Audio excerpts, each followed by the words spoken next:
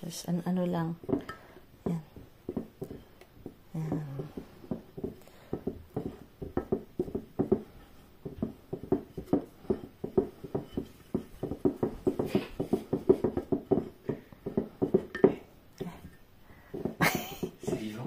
C'est vivant, c'est vrai. Lagyan natin ng konting water.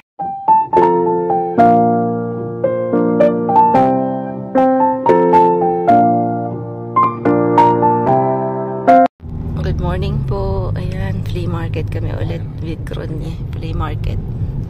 Na si Frank, ang aga namin umalis, akala niya 40 minutes. Night street market. No. Alas 7:05. 7:05 po. Kaya lang tingnan niya po gabi pa. Kasi ito, nagkamali. Akala niya malayo yung pupuntahan namin. Here's my copy. Tingnan natin ganong na namang mga... Ha? Parut-bari? No, may parut-bari lang. No, si parut-bari. Ang daming tao. Dami ng car. Ha? Wait. Dami agad ng car. Ang aga namin, pero ang dami na rin tao. Tingnan niyo po yung car. Ang dami na. Wala pang alas 7:30. So, hindi malamig. Konti lang.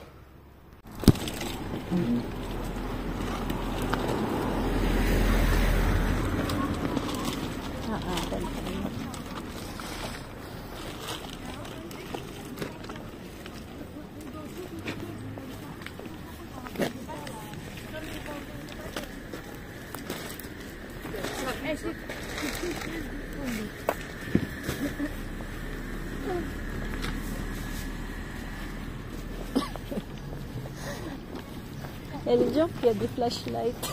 Ah ouais, c'est vrai. C'est vrai, tu vois rien en fait, c'est pas bon, c'est même plus traité. Oh, may mga flashlight. Dahil madilim pa, madilim pa. On va être malade. Hein? On va être malade. Ok, bah pour acheter un petit truc. Je vais lui prendre dans mon sac. T'es con.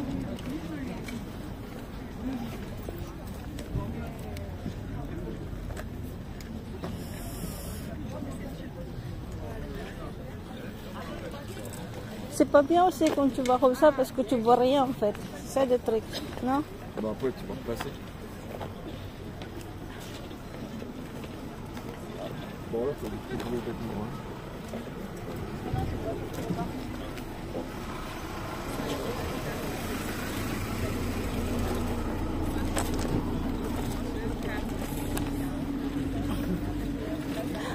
Moi je me pète parce qu'il y a du monde déjà. Hein? Il y a plein de monde. Ah, je suis tenu. Hein? Bien. Franchement, je suis tenu. Il y a plein de monde déjà.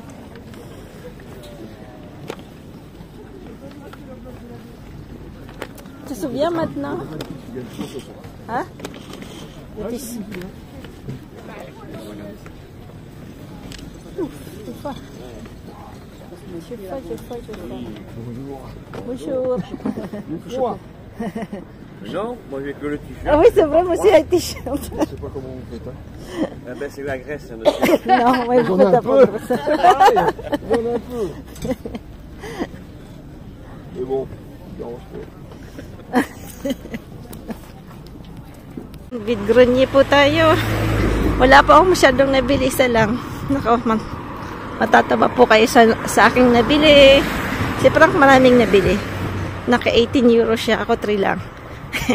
Ubus na pera na itong kumag na to. Ah, Frank? Are you happy? Now you have to sell, huh?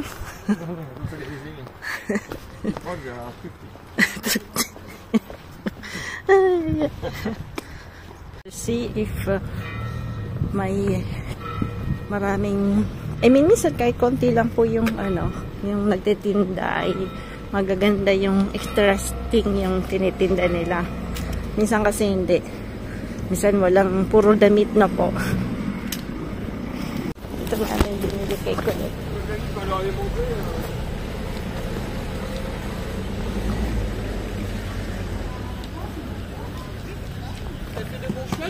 Ouais. Ah. Umbao? La? Okay.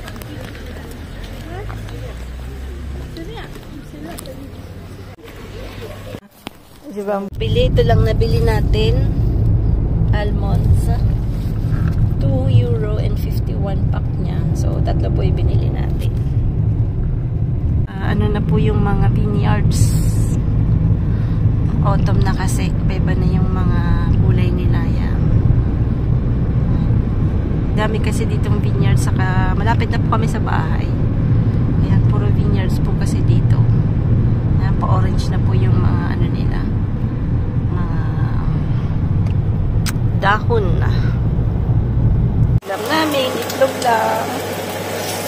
Ako gusto ko ng itlog medyo ano po, luto. Isang ganun din.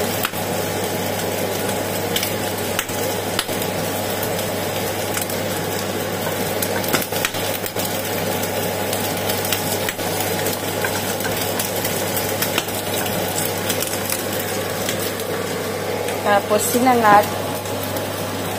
Yung kay Frank tatlo. Tirang pizza. Kay Osh. At yan, dilis. At syempre, yun na naman. At kangkong. Mag-iba naman tayo. Huwag naman puro sayote. Para lalong umaba ang buhay.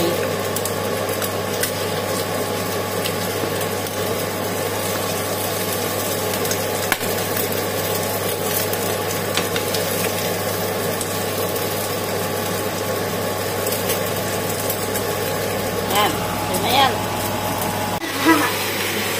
Alis na yun mamaya. Alis na naman ulit. Gani-gani. Malagyan nga may suka. Okay na yan. Suka tayo dyan. Bango po. Mabango. Kain na po. Kain na po daw. Okay na. Ouais, c'est mieux comme ça, en fait, je comprends pas.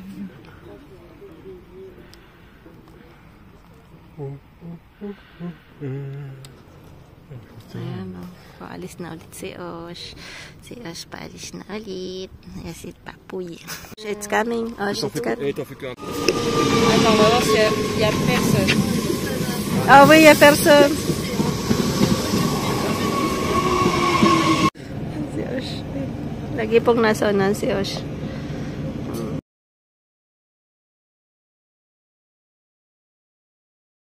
Funky again. May andam ay ano po, gagamba. Yan. Ayan. Uy, gagamba, nasaan ka? Si Rowan, mahilig sa gagamba. Ewan ko kung ganun pa rin. So, we're doing little gardening. Ito, yun lang po ito. Ha?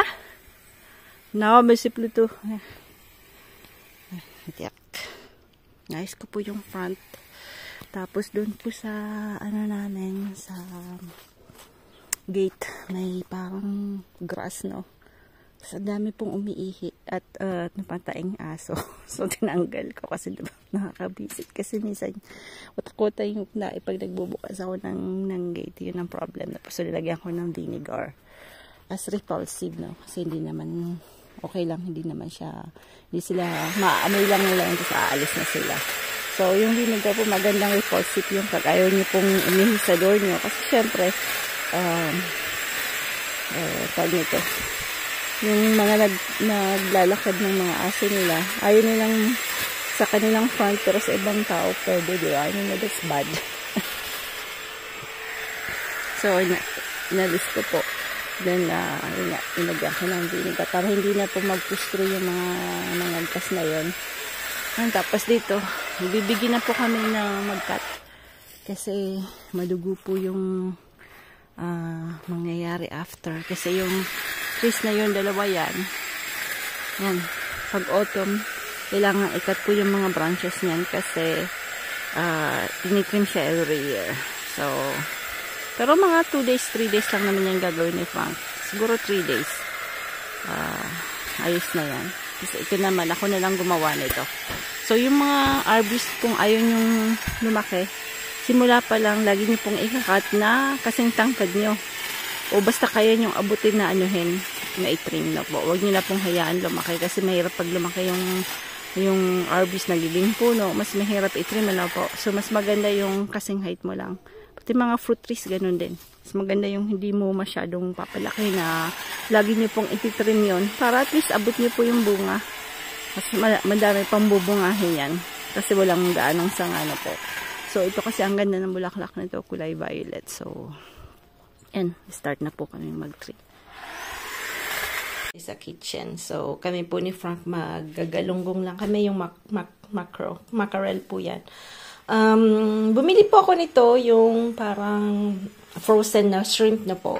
So, pag tinignan mo parang mura siya kasi magpo 5 euro po siya. Kaya lang 300 grams lang. And this one, nabibili po to sa mga parang fish, fish shop. Ang kilo niya is around parang 11 euro. Pero mas manamit po to, mas malasa. So, trinay ko lang kasi si Sam kasi mahilig siya sa shrimp na po. Sa ilagay sa sinanga, ganon. So, sabi ko, try ko to. Iba yung, hindi siya ganon kalasa. So, siguro may lalagay din silang conservative or something. So, ayan, yun lang po yung, pag nandito po kayo sa France, dito po kasi maraming ganitong shrimp. Yung nakook na nila, kaya mataba siya, no po. So, hindi po siya buhay. I mean, hindi guys sa atin na, parang, inano na sila, kinuk. So, kinakain po nila yan with mayonnaise dito. With yung lalo na pagka,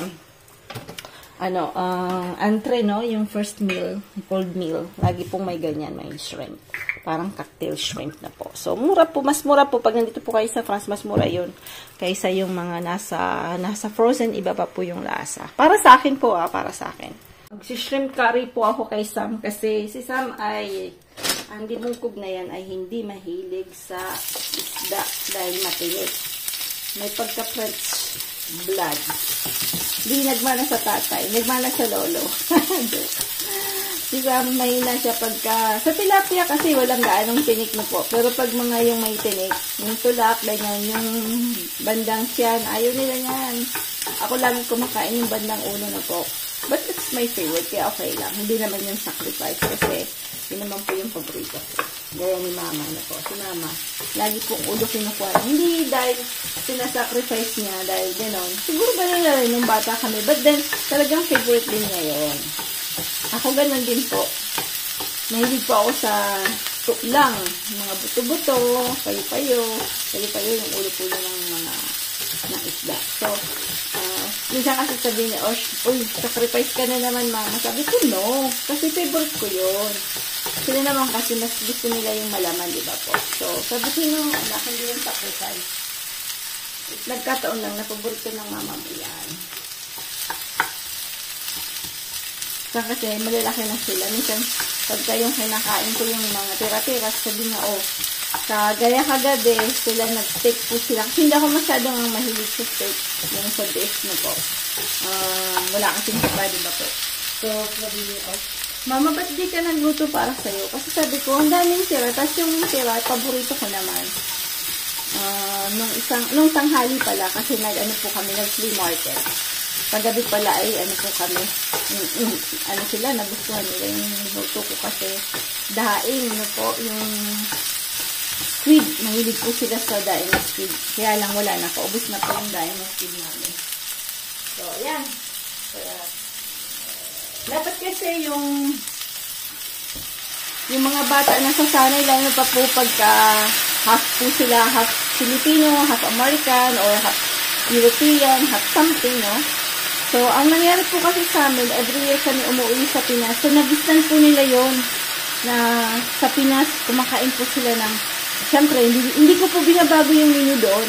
So, kung ano po yung pinakain namin, pinapatry namin sila mula ng bata. So, kaya nasanay po silang kumain ng mga daing-daing na po.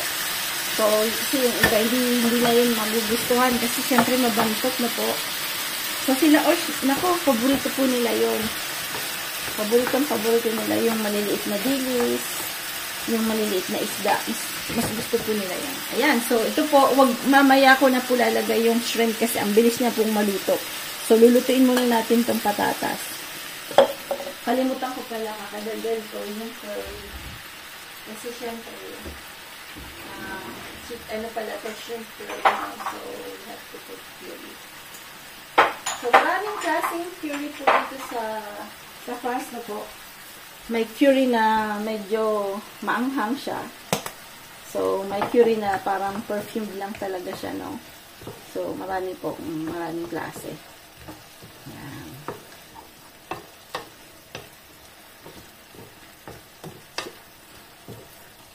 Buti na lang po si Sam na nabawasan yung pagiging salty niya, no po.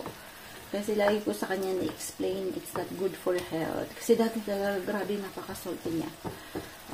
Kasi si Lolo, yung papa ni Frank, nahilig po sa salty.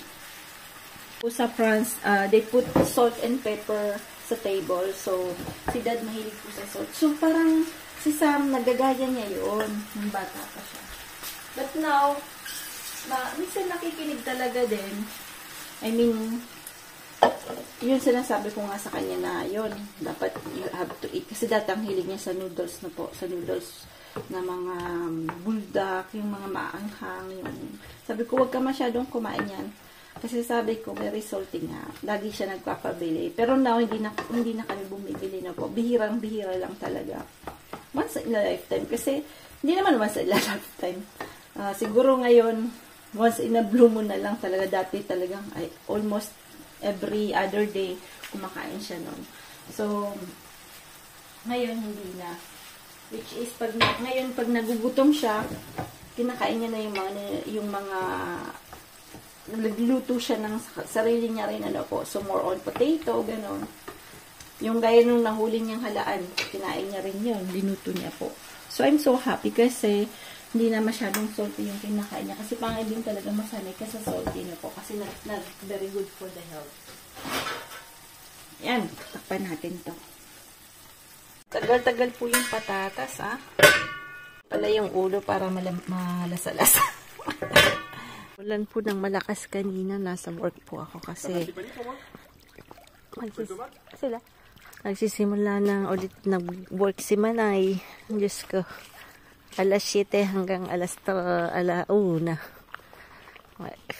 hours a day. Ayan si Pupul. May isang Pupul na ko parang. So, yung mga colleagues ko, kumakain pala ng nung sayote. So, mamimigay po tayo. Mamimigay tayo kasi ang dami-dami po. Ayan, tingnan nyo po dito, nakatago po sila. So, mamimigay tayo. Si Frank ay nagtapo ng mga trinim niya kahapon. Basang-basa daw. Wala kasi ng ulan eh. Nakakatuwa kasi yung ibang sayote wala pong tinik. Tingnan niyo po itong mga yung huli na walang tinik. Yan, tingnan niyo. Walang tinik. Si Emilio, no? C'est pourquoi tu m'envoies si tu mouilles? J'ai compris là. Ah, oui, yan na pa encore. No, wala pa kasing init. Il y en a un petit peu. On va pouvoir faire un petit peu ce soir. Wow, laki na ni kalabasa, ha? Nambuhala na si kalabasa. Nambuhala na si kalabasa. Oh, je prends un peu salade, tu mets tant pis. Ha? C'est la gueule. Je prends. Oui. Kapag ba? Nangunga si Frank ng No, par sila na plala. Gan pa po. Vas-y, attends. Sas bola. Yun, kita kasi. Sabi niya wala daw na hinog. Sabi ko, mulat-mulat ang mata nung tadakul baga. Nakul-dakul. Patay ng sayote. Maraming may gustong tikman. Di pa titikman natin. Di ba? Yung po hagad ako. At nagsimula ako kahapon ng alas 4 hanggang alas 8. Tapos kanina umaga ulit. Dahil may absent po.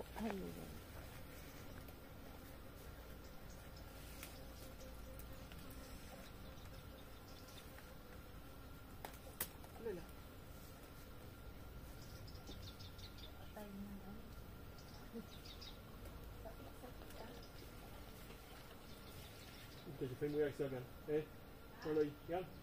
J'ai fait mouiller avec ça dans l'œil.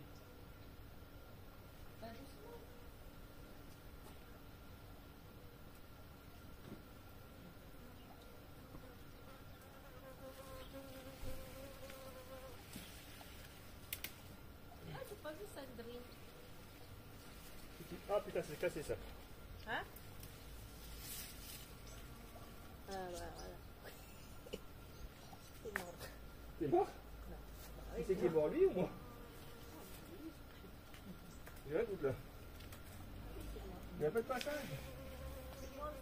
Il n'y a pas de passage. Meron dyan, tatlo. Tingnan niyo po. Tatlo. Tatlo kakaiba. Tatlo. Tatlo. Il y a un peu des moustiques là-dedans. Ang grabe, ang ganda. Yan, pamimigay natin. Pupunuin pa natin to. Kasi baka mamaya dami nating pitasin, hindi naman pala nila gusto na po. So, ayan. Pwede na siguro yan. Saka na lang tayo kukuha ulit pagka, ano. Punong cosmos, oh.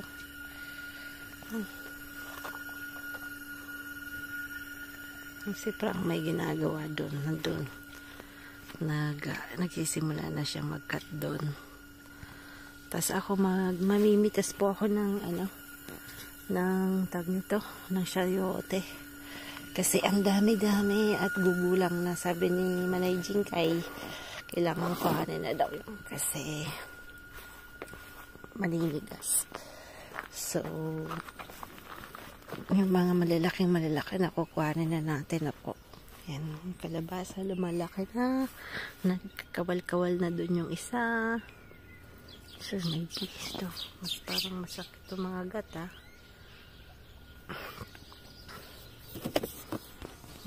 Ganun kadami ngayon. So, pasok ko pang umaga po. Alas 7 hanggang 1:00. So, medyo pagod din pag uwi na po. Kasi syempre, marami din gagawin. And anyway, di ganun kaganda yung sleep ko. So, usually, mag-sleep ako ng mga 9, 10, 9:30 ganun. Tapos pagising-gising ako. Kaya hindi ganun kaganda yung sleep. Kaya sabi ko, pagod din pala. Anyway, yun talaga. Ayun yung dalawang manok. Tapos next week, ang schedule pa iba-iba kasi medyo may pagka, hindi magaling maggawa ng schedule ang aking boss. Minsan hindi namin maintindihan yung kung paano niya gawin yung schedule namin. Basta lang i-arangkada ba. Anyway, pero mabait naman sana. Yan ang ating gulayan. Medyo wala pa rin kasi kaming frost. So, nag-enjoy pa rin tayo. Maraming pa rin tayong tanim. Ang kangkong buhay pa rin. Yan, mga nagsisimula ng umano po yung mga tawag natin, tinanim nating sibuyas. Tapos ayan yung ating mag-surprise tayo dito sa kamote kung may unod. Ano po. So, ayan. Tapos meron pa rin ayan nagsisimula. May tatlong ano ba tawag nito? Nakalimutan ko na naman. Nagulay. Ayan, yung gulay na paba. Mamaya maano ko rin yan, maalala ko rin yan ulit. Medyo may Alzheimer na si Manay Timmy. Patola, yan, patola natin. Nagbunga ulit, pero hindi ko malaman kung saan yung iba niyang na po yung branch niya. Kasi baka merong ibang, pag gumulang kasi yan, hindi mo na rin makakain eh. So, kailangan hanapin natin yung iba niyang branch, tapos baka tumamatay itong prune natin kasi gawa ng inanuhan talaga, kinanapan masyado na po. So gusto ko itong pagandahin itong kanapan na to, kaya lang gagastos din tayo ulit. So anyway, tingnan natin na po. Ang lalaki na, anak ng pating. Wala tayong, namigay na akong isang basket na malaki.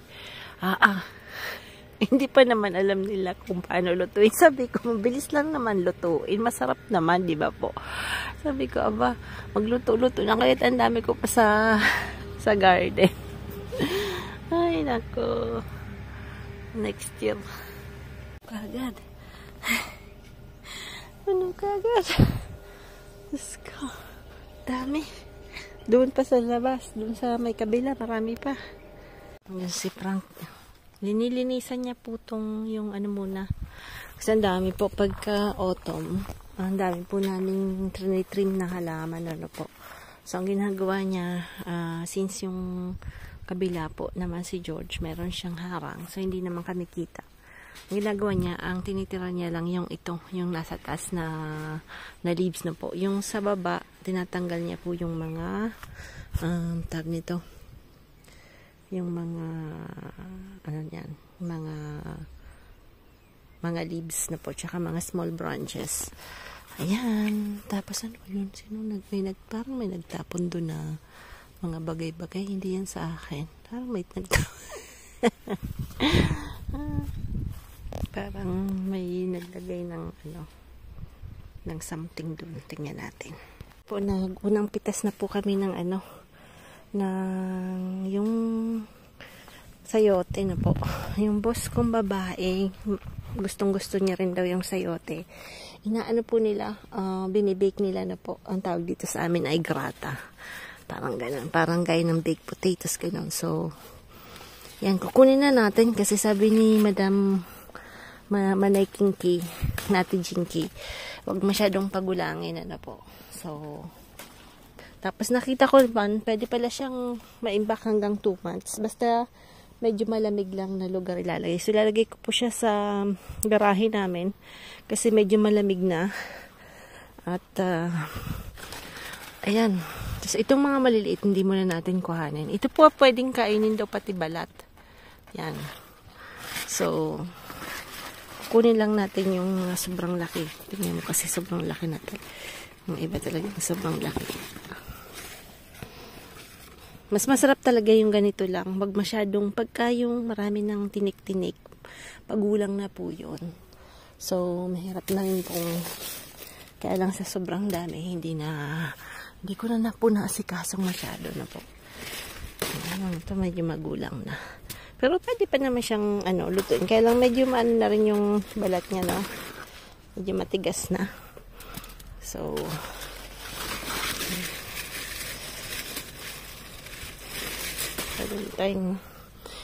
ewan ko yung kapitbahay na binigyan ko. Ewan ko kung gusto niya.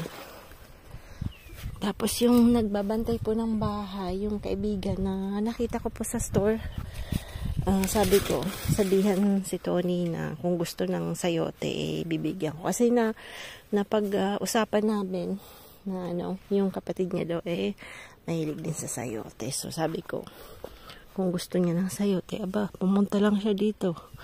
Libre, di ba po? Yan. Ayan, dito may cosmos din. Yan, so, tinanim ko siya nung, June. Ngayon po siya namulaklak. Ayun doon. Maganda po yung mga bulaklak niya. So, ngayon lang sila talagang bloom na bloom kasi hindi na ganong kainit. Meron munti ka lang mamatay. Gawa lang sa sobrang init na po. Pero at least, ayan.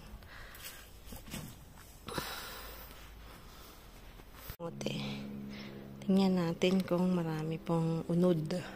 Sabi sa Bicol, unod na kamote. Tapos, medyo mainit today. Pero pag umaga po talagang mafe-feel nyo, na rin, autumn na. Pag alas 12, alauna, ganyan. Marami pa rin tayong tomato. Yung iba nating mga nakikita sa daan, wala na, tarigok na yung mga tomato nila. Pero yung sa akin, tingnan nyo po, hindi ko kinatsa agad kasi nakita ko ang dami pang bunga. At ayan po, medyo madami pa rin tayong tomato. At least hindi pa rin po ako bumibili ng tomato. Bumigay din ako ng ng sili. Kasi meron po akong kuleg na taga siya po, black po, taga Africa. Namin siya tawag dito, assistant po siya ng boss namin paghapon. Siya yung pag may mga problema, pag may nagnanakaw, siya po yung nag-check ng security cameras. So, siguro silang mag-asawa from Africa na mahilig din sa sili. So, binigyan ko ng madaming siling manghang. Sabi ko, mag-ingat ka, manghang yan tuwang-tuwa po. Kasi mga isang basket din na sayote din nila ko, pero marami pa din. Sabi ko, kumuha na kayo. At least, yung iba nagtatry na magluto. Yung iba talaga, pag hindi nila alam, hindi nila lulutuin na po. So, at least yung iba nagtry. Sabi ko, sarap na i-bake. Yan. Bali, pagka i-bake nyo po, siyempre babalatan nyo na po. Tapos, hiwain nyo ng tawag dito lamel, no? Parang yung paghiwa ng papaya. Tapos dito, i-pre-cook nyo po yan. Ako lalagyan ko ng konting sibuyas. Tapos, pag naluto na siya, hindi naman masyadong lutong-luto. Yan. Tapos tatanggalin nyo yung, siyempre magtutubig siya. Lalagyan nyo po sa salaan. Tapos, gagawa po kayo ng, tawag dito is bechamel. Yun. Tapos ilalagay nyo na lang yan. Itatappings nyo po yun doon sa prepare nyong sayote. Tapos konting cheese. Kung gusto nyo pong lagyan ng konting tawag dito lardong or ham, pwede rin. Yan. Pero mas para sa akin yung ginisa. Mas po siya. Mas maganda sa katawan na po. Kasi syempre walang gaano fats. Yan. Ito meron dito sa taas. Yan. Dami talaga. Papuno na ulit. Mangunguha lang tayo ng mga magugulang. Kasi sobrang gulang naman. At least makuha na natin. Ibakin lang natin. Ang dami pong nakahiga. Ayan. Ayan, mga nakahiga. Ay. Akala mo, yung mga nagkakalay-kalay, meron pa rin pong mga so titingnan natin kasi magugulang na po. Magugulang na. Yan, magugulang na, gumugulang na. Maaga po. 3 po yan na basket.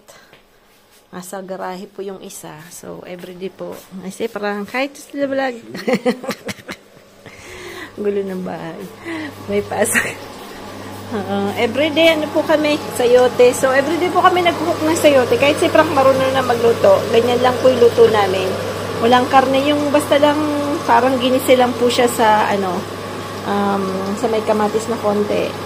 Tapos may konting 4 po yan hanggang mamayang gabi. So parang konti lang kinakain kong kanin. Tapos sa sayote lang po tayo na po. Yan, si Sam gusto niya ng steak hashi. Nilagyan ko po ng mustard. Tapos kami naman yan. May konting talongis. Yan. So, medyo malumlum po. Mapanghapon po ako, panggabi. Alas 4 ng hapon yung simula ako hanggang alas 8 ng gabi po yung pasok ko. So, nakapag-vlog tayo ng konti na po. So, pasensya na po kasi yan talaga. Buhay namin dito medyo hectic. Pag may work, talagang hectic na po. Ako masyadong nakakapag-vlog. Mga mamabilisan lang na luto. Yan. So, pero masarap po siya, in fairness. Kahit ganyan lang yan. Lagyan ko ng oyster sauce din, siyempre. Tsaka konting chicken cubes. Yan lang, wala pong karne yan. So, basta lang may gulay kami. Kasi ang dami po. Kailangan natin lutuin na po. Kasi sayang po yung wala namang overdose na sayote, so wala, okay lang yan. Po tayo, flea market ulit. Yan, off tayo ngayon kasi Sunday. Pet ni Frank. Pet na malaki ni Frank. Pet ni Frank, yan. Sana maraming tao. Kaya makabili natin na naman, nakalokohan. Yan, si Manay Claudil, sabi niya, ikaw naman, Manay Timmy, bili ka na bili, Manay Claudil, love you. Wala kami, nag-flea market ako. Nag-excite po ako, nakalimutan kong mag-film. Ito po yung nabili ko. I mean, ito po hindi, gawa yan ni Osh. Yung mga yan, gawa po yan ni Osh. Mga bago niya, mga bagong. Ito po yung nabili ko. Mahilig po ako ngayon sa mga ganyan-ganyan na kahoy. Naman na si Man. Gilig-gilig. Yan. So, basta malalaman niyo pong maganda pag ang bigat na. Pag sobrang bigat, mga 3 kilo, 4, 5 kilo. Yan, totoo yan. Na vintage na po. So, ayan yung po yung nabili natin. Then, after, syempre, rolling pin again, na malaki. Itong bututoy. At, maraming prutas pa akong binili. Yan, ito po. 4 euro po yung lahat na yan. Ay, natawaran ko pala 350. So, hindi pa siya hinog, yung kaki. Yan. Then, after, si Frank nakabili ulit ng mga different kinds ng vinyl. Tapos, ako nakabili din po ako ng kastanyas, na fresh na kastanyas. Ayan lang po yung nabili namin.